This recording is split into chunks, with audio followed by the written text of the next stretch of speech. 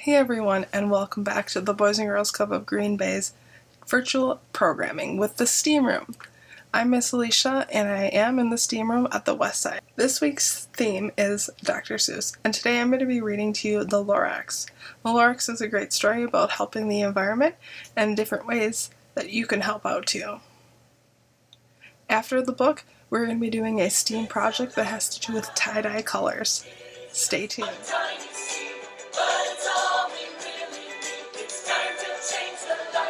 Alright everyone, today's story is The Lorax by Dr. Seuss. And this is a digital book, but there are copies of this book that are printed on recycled paper to be earth friendly. So if you have The Lorax, I hope you pick up this version.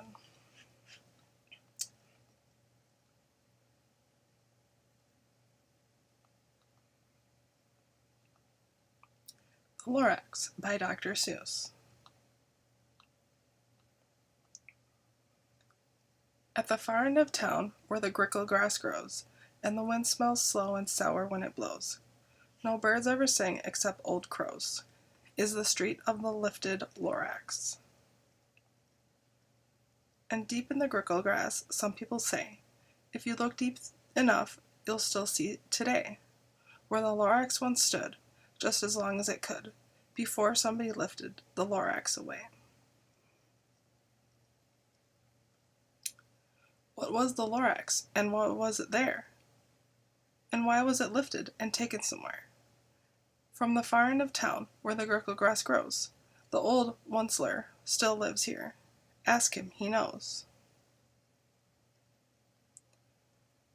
You won't see the Onceler, don't knock on his door. He stays in his lurkin, cold under the roof, where he makes his own clothes, out of miff-muffered moof. On special dank midnights in August he peeks out of his shutters, and sometimes he speaks, and tells how the Lorax was lifted away. He'll tell you perhaps, if you're willing to pay.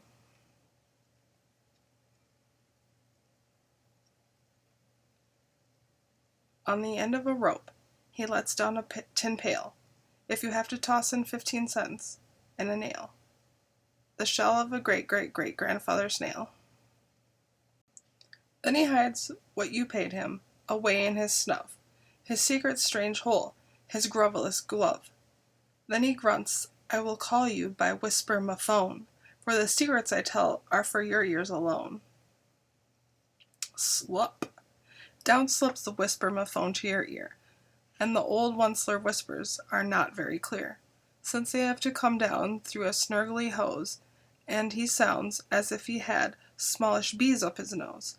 Now I'll tell you, he says, with his teeth sounding gray, how the Lorax got lifted and taken away. It all started way back, such a long, long time back. Way back in the day when the grass was still green, and the pond was still wet, and the clouds were still clean, and the song of the smomy swans rang out in space, one morning I came to this glorious place. And I first saw the trees, the Truffula trees, the bright-colored tufts of the Truffula trees, mile after mile in the fresh morning breeze.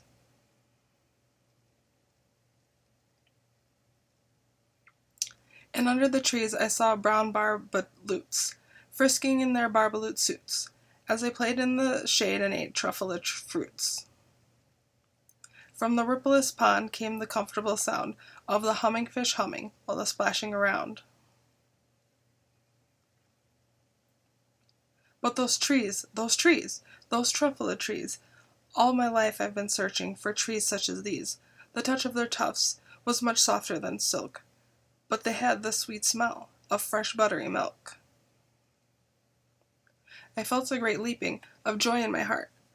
I knew just what I'd do. I unloaded my cart. In no time at all, I had built a small shop. Then I chopped down a Truffula tree with one chop. With great skillful skill, and with great speedy speed, I took the soft tuft and I knitted the thread.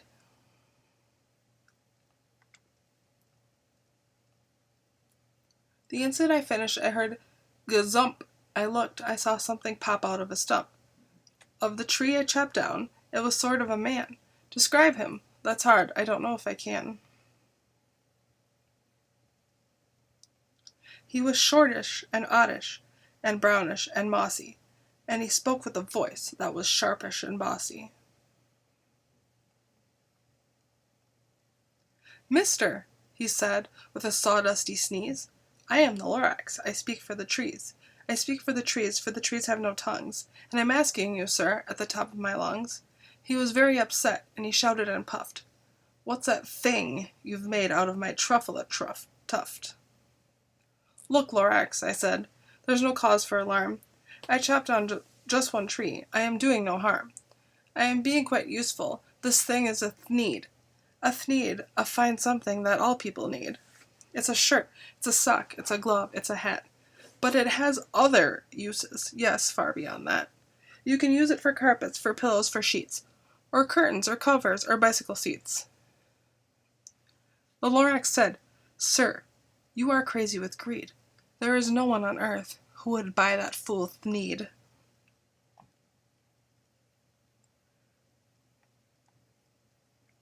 But the very next minute, I proved he was wrong. For just that minute, a chap came along.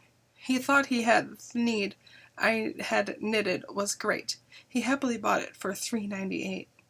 I laughed at the Lorax. "You poor stupid guy. You never can tell what some people will buy."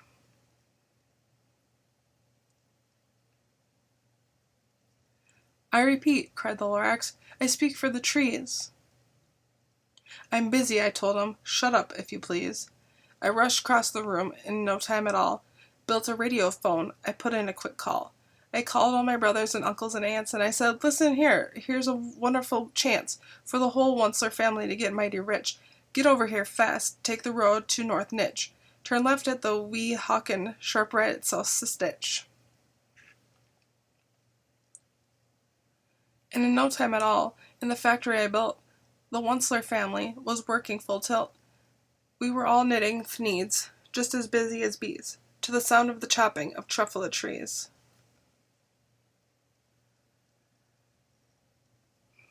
Then, oh, baby, oh, how my business did grow. Now chopping one tree at a time was too slow. So I quickly invented the super axe hacker, which whacked off 4 Truffula trees at one smacker. We were making thneeds 4 times as fast as before, and that Lorax, he didn't show up anymore. But the next week he knocked on my new office door. He snapped, "I'm the Lorax who speaks for the trees, which you seem to be chopping as fast as you please. But I'm also in charge of the brown barbaloots, who played in the shade of their barbaloot suits, and happily lived eating Truffula fruits.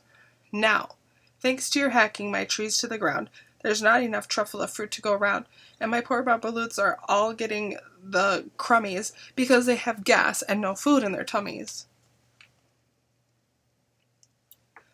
They loved living here, but I can't let them stay. They'll have to find food, and I hope they may. Good luck, boys," he cried, and he sent them away. I, the Onceler, felt sad, but as I watched them all go, but business is business, and business must grow, regardless of crummies and tummies, you know. I mean no harm, I most truly did not, but I had to grow bigger, so bigger I got. I biggered my factory, I biggered my roads, I biggered my wagons, I biggered the loads. Of the thneeds I shipped out, I was shipping them forth, to the south, to the east, to the west, to the north. I went right on biggering, selling more thneeds. I biggered my money, which everyone needs. Then again he came back. I was fixing some pipes. Then that old nuisance Lorax came back with more gripes. "I am the Lorax," he coughed and he whiffed. He sneezed and he snuffed, and he snargled, he sniffed. "Onceler," he cried with a cofferulous look, croak. "Onceler, you're making such smogulous smoke. My poor smomy swans, why they can't sing a note. No one can sing who has smog in his throat."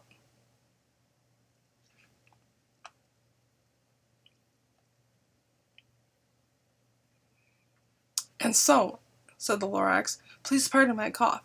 They cannot live here, so I'm sending them off." Where will they go? I don't hopefully know. They may fly south for a month or a year to escape from the smog you've smogged up round here. There's more, snapped the Lorax, with his dander was up. Let me say a few words about the glumpity-glump. Your machinery chugs on, day and night without stop, making gluppity-glup, also schloppity-schlop. And what do you do with this leftover goo? I'll show you, you dirty old oncer man, you.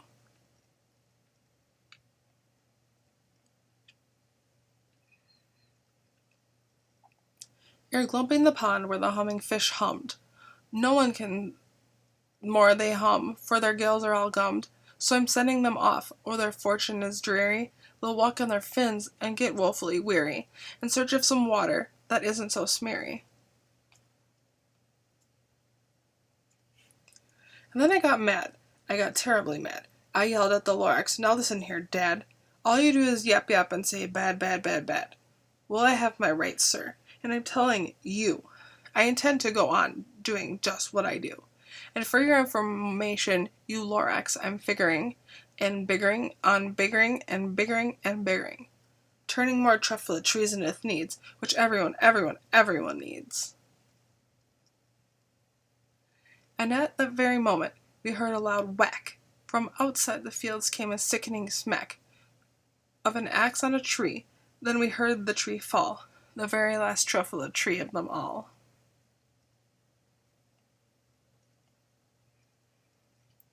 No more trees, no more needs, no more work to be done.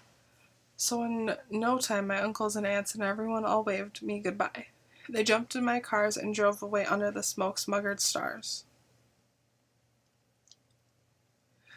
Now all that was left, neath the bad-smelling sky, was my big empty factory, the Lorax, and I. The Lorax said nothing, just gave me a glance. Just gave me a very sad backward glance, as he lifted himself by the seat of his pants.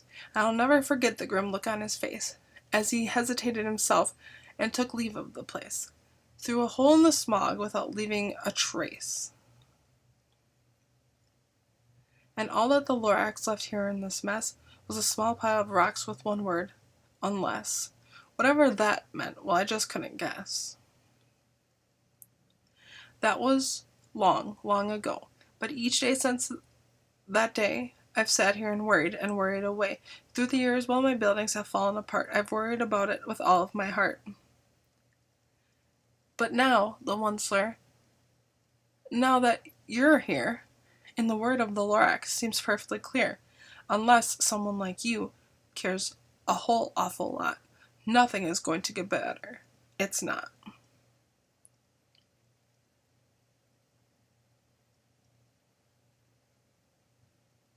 So, catch, calls the Onceler. He lets something fall. It's a Truffula seed. It's the last one of all. You're in charge of the last of the Truffula seeds, and Truffula trees are what everyone needs. Plant a new Truffula, treat it with care, give it clean water, and feed it fresh air. Give it a forest, protect it from axes that hack. Then the Lorax and all of his friends may come back.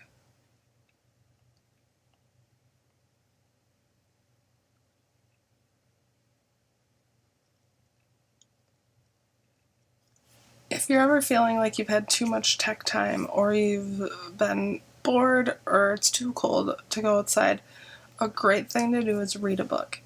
Get lost in a good book. It can really help clear your mind, and if it's the right book, it can put you in a great positive mood. You can get lost in a book that has great stories, great characters, or even books that are called graphic novels that have pictures to go along with the stories. I hope you could find a great book that you would find interesting and something else for you to do. Today's project is the Lorax-inspired coffee filter art and science project. Our coffee filters are going to represent the planet Earth with blues and greens, since the Lorax loves his environment, and we do too. Also, we're going to make Truffula trees, because of course, the Lorax adores his beautiful and colorful trees. So, what you're going to need will be coffee filters, washable markers, a spray bottle and water, a tray, the Lorax by Dr. Seuss, which I already read to you guys, and you don't need the earth sheet. We don't need to use that today. So, some ways you can do these things are you can use old coffee filters, just let them re-dry, or ask your parents if they have any coffee filters available for you to use. Markers that are washable, a spray bottle, and water. So, if you don't have a spray bottle that's clean, try to use something that maybe you'll be recycling and throwing away, and you can clean it out and put water in it. And then a tray. Again, you can find that in the recycling. You could use a cookie sheet also, or a pan, anything wide enough for your coffee filter. So here is a picture of what it would look like of the supplies that you need. For the tray, they used the top of a plastic tote. How to tie-dye the coffee filters. Step 1, you're going to color or scribble or draw on your coffee filters with the washable markers, like below. Then, you're going to use a squirt bottle to spray down the coffee filter art masterpiece with water. Make sure to thoroughly wet it down. Check out what's happening. Do you notice the colors blending together as the coffee filter absorbs the water? Once thoroughly wet, pick it up and place it on a paper towel. Let your tie-dye coffee filter art dry.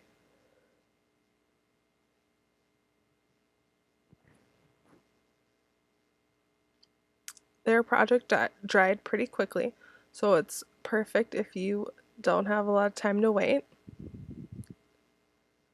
And these are some examples of what the coffee filters look like once the colors have absorbed into the filters. That's why you need to use washable markers. So, the key words for this project are soluble versus insoluble. If something is soluble, that means it will dissolve in that liquid. The ink used in these washable markers dissolves in what? The water, of course. So that means they're soluble. When you add drops of water to the designs on the paper, the ink should spread out and run along the paper with the water. Note, permanent markers will not dissolve in water, but in alcohol. And that's a different project. And I wouldn't suggest doing that, especially not by yourself. This project, they added a little heart, but if you can see in the background here, the Dr. Seuss colors are red, the Lorax colors are red, yellow, and orange. Or you can do, like they suggest, the earth, because that's what the Lorax is celebrating. I hope you enjoyed today's book and project. I know that everyone can do their part to help the environment, and I hope that you take some time out of your day to do so as well. I can't wait to see what you guys created. If you'd like to send pictures or videos of your project, please do so to our email included on our website or our Facebook page. I hope to see everyone's project, and I hope to see everyone soon. Thanks for watching, and tune in next week for some more great videos from the Boys and Girls Club of Greater Green Bay.